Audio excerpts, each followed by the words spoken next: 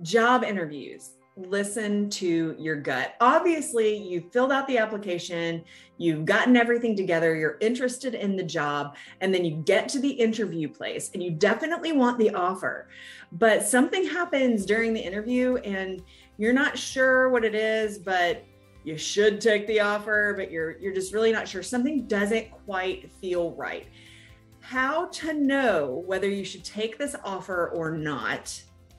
And I know that you're probably like, gosh, if you need a job, obviously, yeah, you take the offer. Well, maybe not so fast. So let's talk about going through job interviews. Let's talk about how to really decompress and step away and make the right decision for yourself. Because the last thing that you want to do is take a job because you need a job, hate it there, develop lower self-talk, lower mindset, and then be stuck in a job that you hate.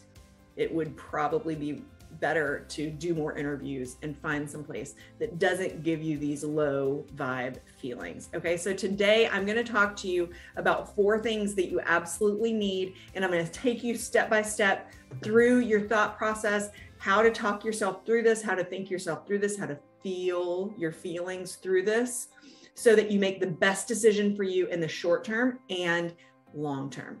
Okay, if that sounds good to you, stick around. Make sure if you're not a subscriber here yet that you click the subscribe button and that little bell so that you get notifications when we drop videos like this that are going to help you have a better high vibe mindset and a happier, more successful life.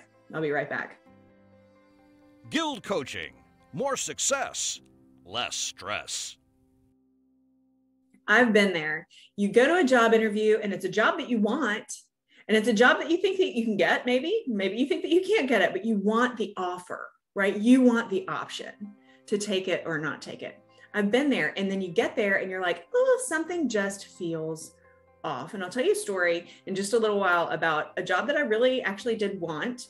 This was years ago, but a job that I actually really did want, and something just felt off. And I said no. And you are not going to believe what happened next. Something phenomenal. And then I got exactly what I wanted. A little spoiler alert. But there's a 4-step process for you to go through when you're thinking through this. Now, the good news is this 4-step process, you could also translate this to relationships. Should I or should I not date this person? Should I spend time, whatever? Should I spend time with this person or whatnot? Should I invest my time here? So this is a cheat sheet for pretty much any decision that you want. And this is a cheat sheet for how to really figure out how to listen to your gut in a healthy way. And I'm not talking about being tossed about by your feelings, I'm not talking about being wishy-washy. I'm talking about being really at your core, an intuitive person who knows what you want and knows how to discern between the right path and a path that's not going to take you in the direction of what you want.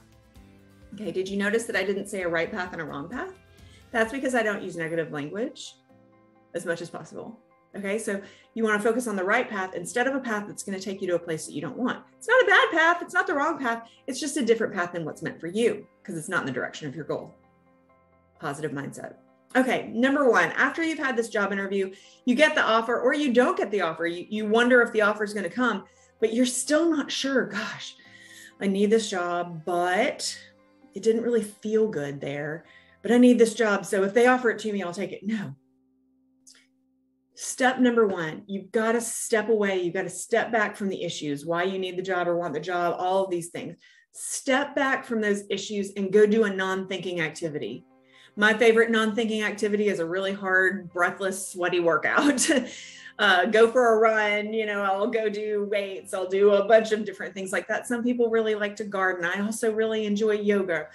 Go do some sort of activity that forces your thinking to be on something that's not this.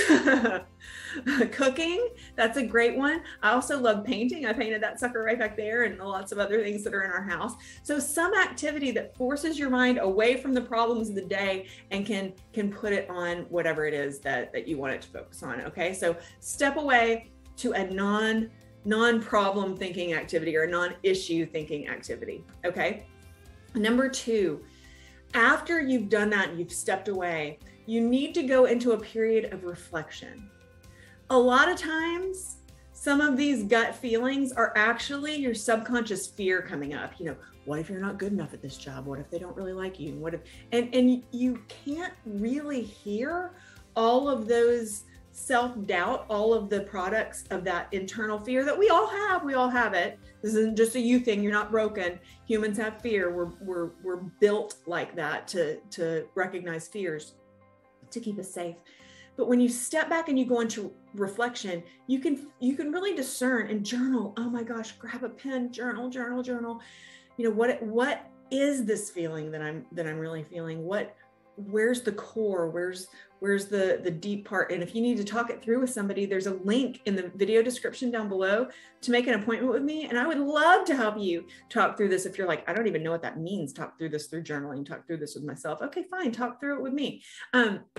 Just talk through it, not just thinking. There needs to be a physical aspect of us talking, or you talking to another therapist, mentor, guide, coach, or journaling. You know, that's the healthy way for you to have a conversation with yourself, so that you can figure out, is this fear talking, or is my deeper intuition saying, whoa, hello, babe, you are about to go down the path that is not in line with your goals. You know, which is it? Because they both speak very loudly, and there's so much clutter, and there's so much going on, and there's worry, and there's doubt, and there's all these things that can get in the way. And unless we slow down in quiet reflection, oftentimes we will confuse the fear for intuition. Well, my intuition told me not to do that. No, babe, your fear told you not to do that. And now you've fallen into a comfort zone trap, and it's going to suck.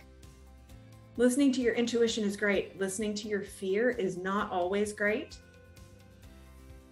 And it usually leads you in the direction of a smaller, less phenomenal, less successful life. Okay.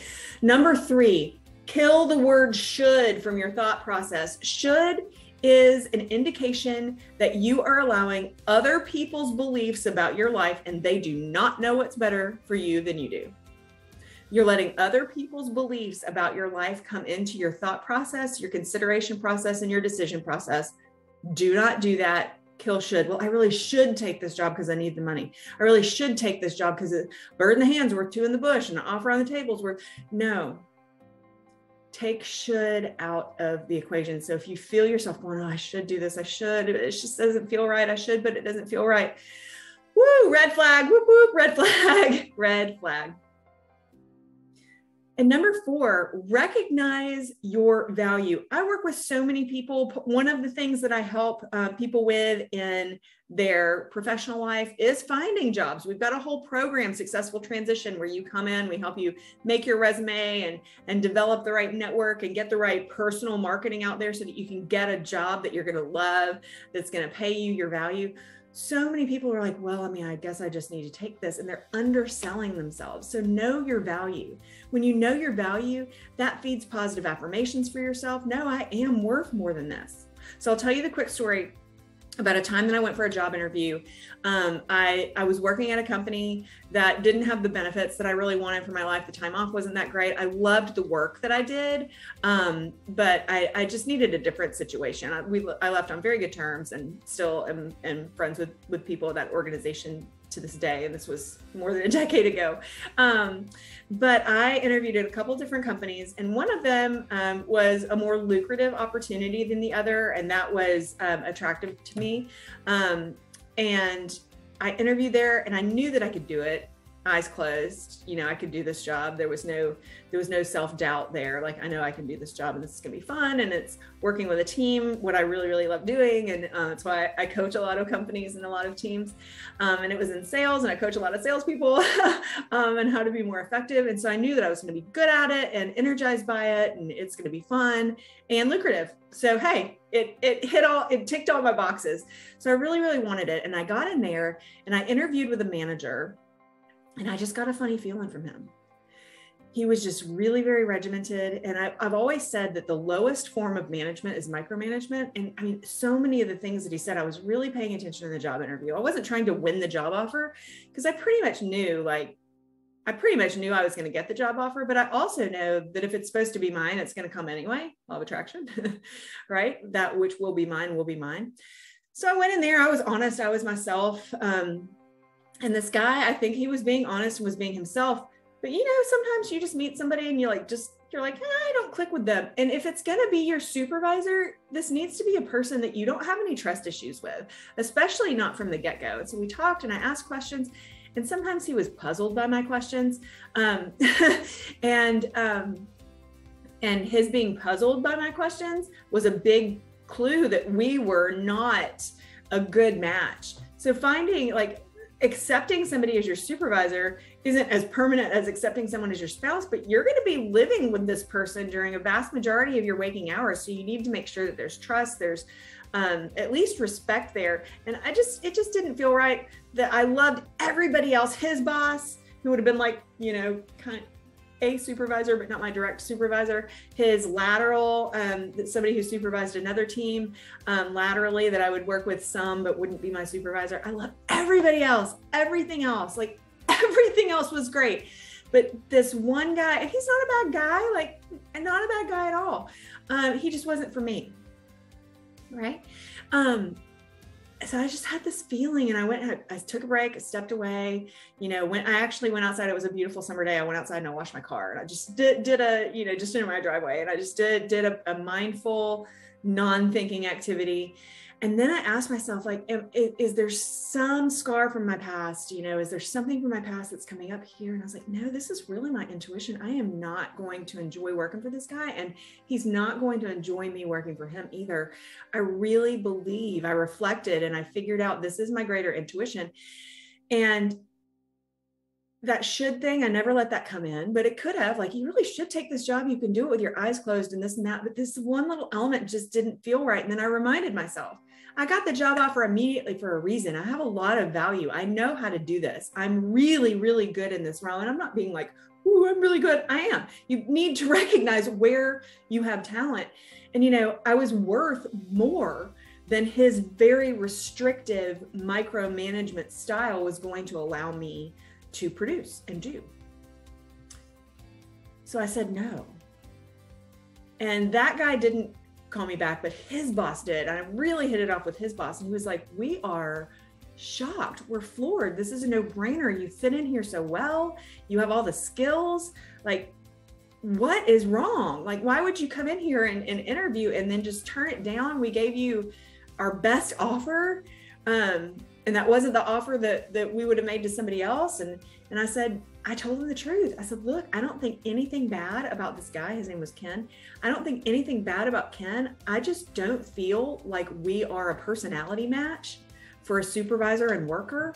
And I didn't think it would be fair, because I think in the long run, that personality mismatch would impact my work product, which would make me unhappy, which would make you unhappy, which would make this not a match. And so, do I want the job? Yes. But no offense to him, like, he didn't do anything wrong. He didn't say anything wrong. This is just a judgment call. This is my intuition saying, you guys are not going to be a good, like, work wife, husband situation, or work dad, daughter, or whatever, you know, he's going to be my supervisor. So, and he said, whoa, give me 48 hours. And I was like, I'll give you 48 days. Like, I just, you know, like, my decision's made up. 48 hours later, he called. He had moved the position to the other manager, who we were like peanut butter and jelly. And they increased the offer, shifted it to a different manager, and then I ended up accepting it. So this process don't go into it with fear. If I say no, then what am I going to do? Because I went into it, and did I need a position right then? Yeah, I did. There was a need involved. Did I need a position right then? Absolutely.